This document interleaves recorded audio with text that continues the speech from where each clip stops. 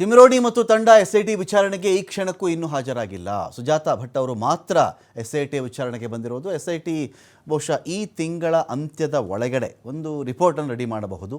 ಈ ಒಂದು ನೇತ್ರಾವತಿ ತೀರದ ನಿಗೂಢ ಸಂಸ್ಕಾರಗಳಿಗೆ ಸಂಬಂಧಪಟ್ಟಂತೆ, ನಿಗೂಢವಾಗಿ ಸಮಾಧಿಗಳಿಗೆ ಸಂಬಂಧಪಟ್ಟಂತೆ ಯಾವುದೋ ಹೆಣಗಳು ಸಿಗ್ತಾ ಇತ್ತು, ಅದನ್ನು ಮುಚ್ಚರೋ ವಿಚಾರ ಅಂತೆಲ್ಲ ಆರೋಪಗಳು ಬಂತಲ್ಲ, ಇದಕ್ಕೆ ಸಂಬಂಧಪಟ್ಟಂತೆ ಒಂದು ಈ ತಿಂಗಳ 31ನೇ ತಾರೀಕಿನ ಒಳಗಡೆ ಅವರೊಂದಷ್ಟು ರಿಪೋರ್ಟನ್ನು ರೆಡಿ ಮಾಡಬಹುದು. ಬಹುಶಃ ಅದಕ್ಕೆ ಪೂರ್ವಭಾವಿಯಾಗಿ ತಿಮಿರೋಡಿ ಮತ್ತು ತಂಡಕ್ಕೆ ಮತ್ತೊಮ್ಮೆ ನೋಟಿಸನ್ನು ಕೊಟ್ಟಿದ್ದರು. ಸುಜಾತಾ ಭಟ್ ಅವರು ಇದ್ದಾರೆ ಇದರಲ್ಲಿ, ಮಹೇಶ್ ಶೆಟ್ಟಿ ತಿಮಿರೋಡಿ ಇರೋದು ಹೌದು, ಗಿರೀಶ್ ಮಠಣ್ಣನವರು ಇರೋದು ಹೌದು.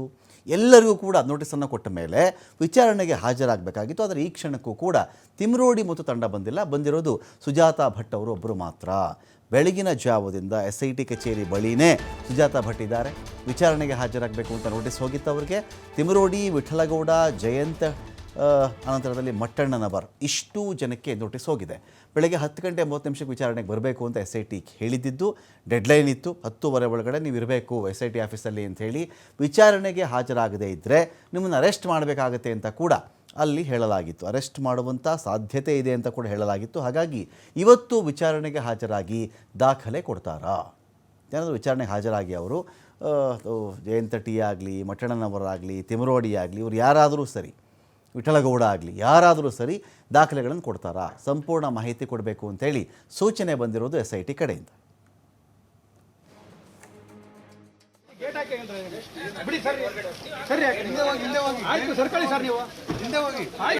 ಅದಕ್ಕೆ ಒಂದು